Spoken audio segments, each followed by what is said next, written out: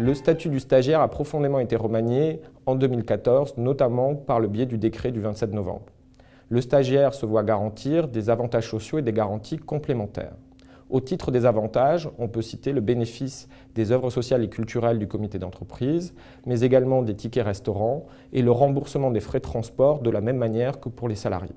Par ailleurs, le stagiaire dont la durée du stage est supérieure à 2 mois doit bénéficier d'une indemnité minimale de stage portée au mois de décembre 2014 autour de 500 € et qui sera portée au mois de septembre 2015 à 550 €.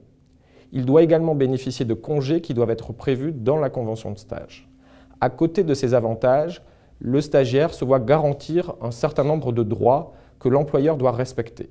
L'employeur est limité dans le nombre de stagiaires présents dans l'entreprise et ce nombre doit être proportion du nombre de salariés dans l'entreprise.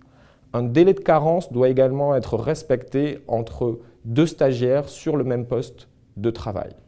Enfin, l'employeur doit être vigilant pour que le stagiaire respecte une durée hebdomadaire de travail de 35 heures et doit fournir un décompte du temps de travail du stagiaire. Le stagiaire devra désormais être mentionné dans le registre unique du personnel. Pour faire respecter ses droits, le stagiaire peut de manière simplifiée et raccourcie saisir le conseil de prud'homme directement devant le bureau de jugement. L'employeur peut également, dans certaines conditions, être condamné à une amende administrative à hauteur de 2 000 €.